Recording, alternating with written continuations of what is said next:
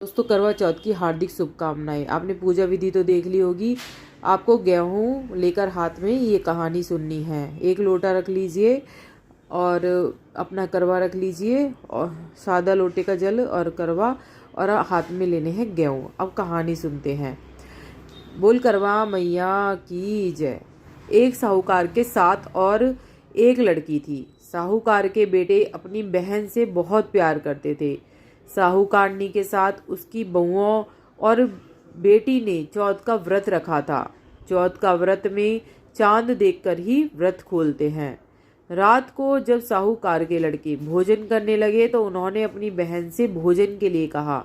इस पर बहन ने बताया कि उसका आज व्रत है और वह खाना चंद्रमा को देखकर ही व्रत खोलेगी, कुछ नहीं खा सकती। सबसे छोटे भाई को अपनी बहन की हालत देखी ना जा रही थी और वह दूर पेड़ पर एक दीपक जलाकर चलनी की ओट में रख देता है और दूर से बहन को दिखाता है। चलनी की ओट में रखा दीपक चांद की तरह लगता है। ऐसे में वो ऐसा लगता है जैसे चतुर्थी का चांद हो। बहन ने अपनी भाभी से कहा कि चंद्रमा निकल आया है, व्रत खोल लें, लेकिन भाभियों ने उसकी बात नहीं मानी और व्रत नहीं खोला। बहन को अपने भाई की चतुराई समझ नहीं आई और उसे देखकर करवा ने उसे अर्घ देकर खाने का निवाला खा लिया। जैसे ही वह पहला टुकड़ा मुंह में डालती उसे छींक आ जाती, दूसरा टुकड़ा डालती तो उसमें बाल निकल आता और तीसरा टुकड़ा मुंह में डालती है तभी उसके पति की मृत्यु का समाचार उसे मिलता है। वह बेहद दुखी हो जाती है। उसकी भाभी सच्चाई बताती हैं कि उसके साथ ऐसा क्यों हुआ है। व्रत गलत तरीके से टूटने के कारण जो माता है, चौथ माता, उससे नाराज हो गई हैं। इस पर वह निश्चय करती है कि वह अपने पति का अंतिम संस्कार नहीं करेगी और अपने सतीत्व से उन्हें पुनर्जीवित करेगी। शोकातुर होकर वह अपने पति के शव को लेकर 1 वर्ष तक बैठी रहती है और उसके ऊपर उगने वाली घास को इकट्ठा करती रहती है। उसने पूरे साल की चतुर्थी को व्रत किया और अगले साल कार्तिक कृष्ण चतुर्थी फिर से आने पर उसने पूरे विधि विधान से करवा चौथ का व्रत किया। शाम को सुहागनों से अनुरोध करती है कि यम सुई ले लो, पिए सुई दे दो, मुझे भी अपनी जैसी सुहागन बना दो। जिसके फलस्वरूप करवा माता और गणेश जी के आशीर्वाद से उसका पति भी पुनर्जीवित हो जाता है। जैसे गणपति और करवा माता ने उसकी सुनी वैसी सभी की सुने, सभी का सुहाग अमर हो। करवा माता की दूसरी कहानी सुनाऊंगी, आप उसी गेहूं को लेकर बैठे रहें। उसके बाद गणेश जी की कहानी होगी। चौथ का व्रत हो और गणेश जी की कहानी ना हो, ऐसा तो हो ही नहीं सकता। इसलिए अब हम करते हैं दूसरी करवा चौथ व्रत कथा शुरू। बोल करवा माता की जय। करवा चौथ की कहानी है कि देवी करवा अपने पति के साथ तुंगभद्रा नदी के पास रहती थी। एक दिन करवा के पति नदी में स्नान करने गए तो एक मगरमच्छ ने उनका पैर पकड़ लिया और नदी में खींचने लगा। मृत्यु करीब देखकर करवा के पति करवा को पुकारने लगे। करवा दौड़कर नदी के पास पहुंची और पति को मृत्यु के मुंह में ले जाते मगर को देखा। करवा ने तुरंत एक कच्चा धागा लेकर मगरमच्छ को एक पेड़ से बांध दिया।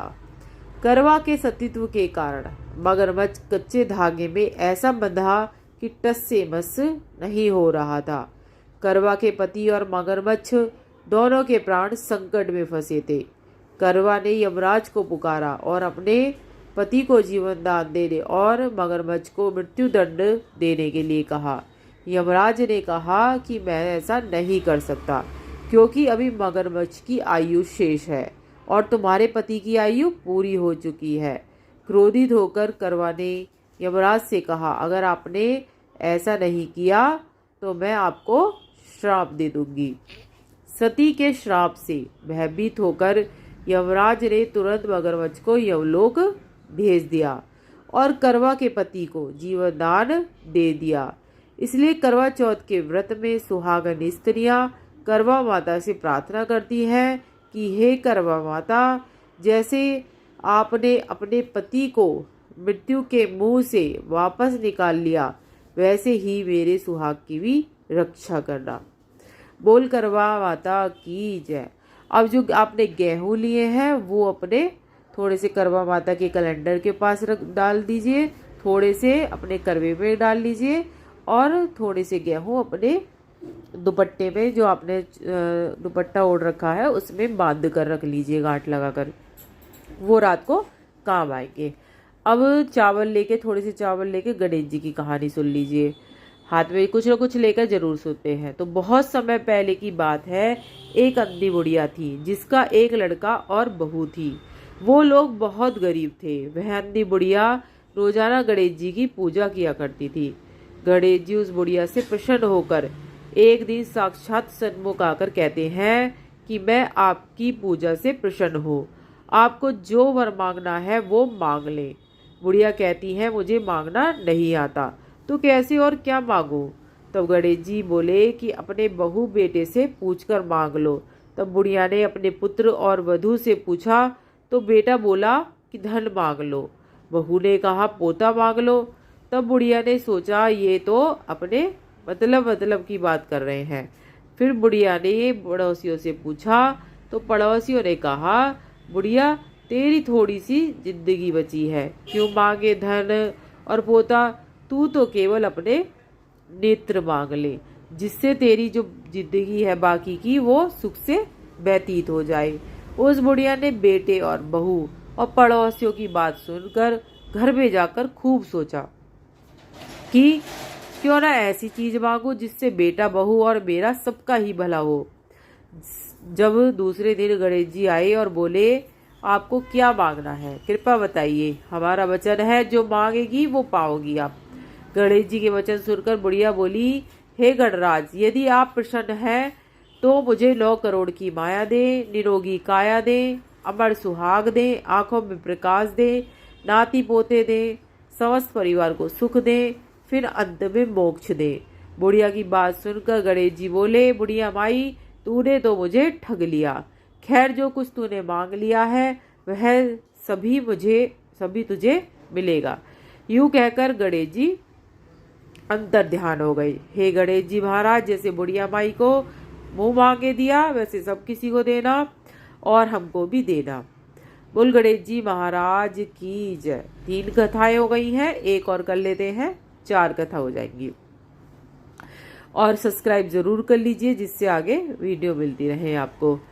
और अभी यही वाले चावल लेके रखने हैं अभी आपको हाथों में, क्योंकि गणेश जी की ही कहानी होगी। फिर ये चावल हमें अपने ऊपर से पीछे की तरफ डाल देने हैं। अब सुनते हैं गणेश जी की कहानी। एक बार भगवान गणेश बाल रूप में चुटकी भर चावल और चम्मच में दूध लेकर पृथ्वीलोक में निकले।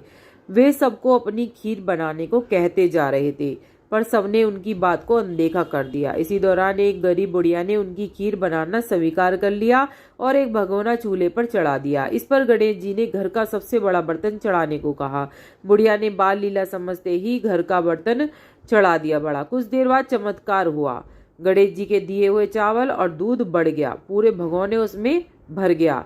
इसी बीच गणेश जी नहाने के बाद खीर खाने की बात कहते हुए वहां से चले गए। पीछे से बुढ़िया के पोता पोती आए तो भूख लगने पर बुढ़िया ने उन्हें वह खीर खिला दी। खीर बनते ही देख बन रही थी तो पड़ोसन को भी बुढ़िया ने कटोरा भरकर खीर दे दी। बेटे की बहू ने चुपके से कटोरा खीर भरकर के एक साथ एक कटोरा खीर छिपा दी। इसके बाद भूख लगी तो बुढ़िया ने भी खीर को खा लिया। फिर बोली आजा रे गणेशिया खा ले। तभी गणेश जी पहुंच गए कि बोले मैंने तो खा ली। बोली कब खाई? बोले जब तेरी पोता पोती पड़ोसन बहू ने खाई तभी मेरा पेट भर गया। इसके बाद जब बुढ़िया ने बाकी बची खीर के उपयोग के बारे में पूछा तो गणेश जी ने उसे नगर में बांटने को कहा। जब बुढ़िया ने खीर बांटी, राजा को इसका पता लगा कि वह बुढ़िया को अपने दरबार में बुला लिया। सारा माजरा जानकर उसने बुढ़िया को खीर का भगोना अपने पास मंगा लिया। राजा के महल में जैसे ही पहुंचा तो उसमें कीड़े मकोड़े जानवर विलविला रहे थे। राजा ने वह बर्तन वापस बुढ़िया को दे दिया। उसके घर ले जाते ही वापस पहले जैसा फिर हो गया। इसके बाद बुढ़िया ने गणेश जी से बची हुई खीर का उपयोग पूछा तो उन्होंने झोपड़ी के कोने में गाड़ देने को कहा। ऐसा कर बुढ़िया रात को सो गई और गणेश जी को उसकी झोपड़ी में लात मारते ही अंतर्ध्यान हो गए। अगले दिन जब बुढ़िया उठी तो अपनी झोपड़ी महल में बदली पाई। गणेश जी के बर्तन सोने जवाहरातों से भरे मिले। गणेश जी की कृपा जानकर बुढ़िया काफी प्रसन्न हुई और गणेश जी की महाराज की कृपा से जैसे बुढ़िया को फल दिया वैसे सबको देना, कहते सुनते हुंकारा भरते का भला। बोल गणेश जी महाराज की जय। राधे राधे।